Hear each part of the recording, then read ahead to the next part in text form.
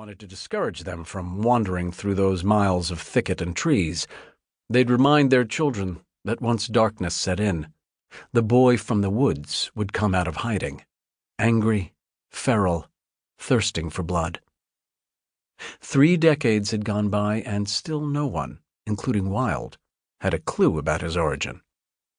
Until now. From his rental car parked across the street, Wilde watched Daniel Carter open the front door and head toward his pickup truck.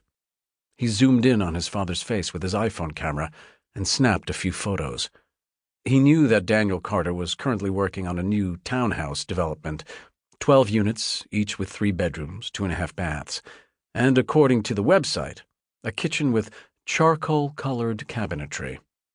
Under the About section of DC Dreamhouse Construction's website, it read, "For 25 years, DC Dreamhouse Construction has designed, built, and sold top-quality, top-value homes that are personalized to meet your needs and dreams."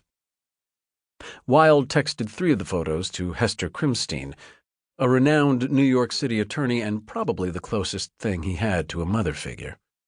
He wanted Hester's take on whether she thought there was any resemblance between himself and the man who was supposed to be his biological father.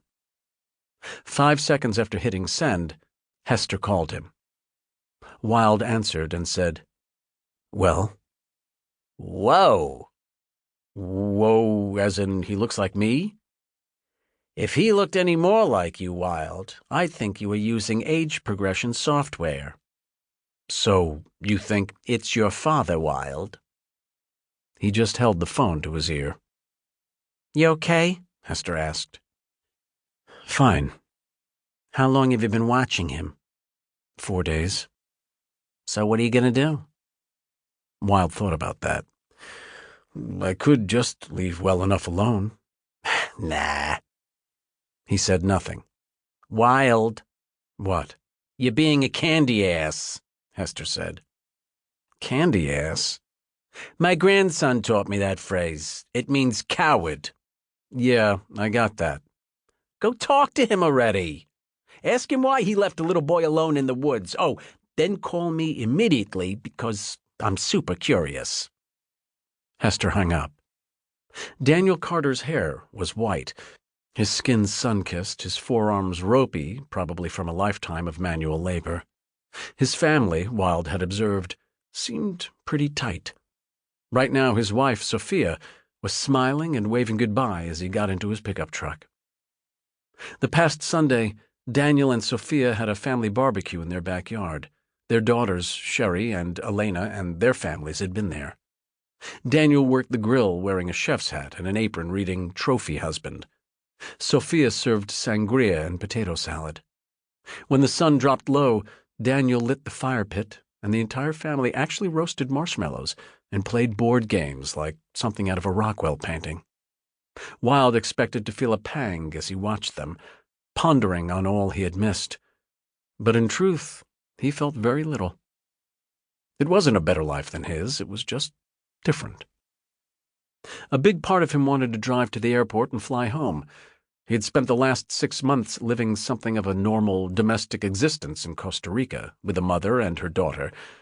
But now it was time to return to his remote echo capsule deep in the heart of the Ramapo Mountains. That was where he belonged, where he felt most at home. Alone. In the woods. Hester Crimstein and the world at large may be super curious about the origin of the boy from the woods. But the boy himself was not. He had never been. In his view, his parents were either dead or had abandoned him. What difference did it make who they were or what their reason was? It wouldn't change anything, at least not for the better. Wilde was good, thank you very much. There was no reason to add unnecessary upheaval to his life. Daniel Carter turned the ignition key of the pickup truck. He headed down Sundew Avenue and made a left on Sandhill Sage Street. Wilde followed.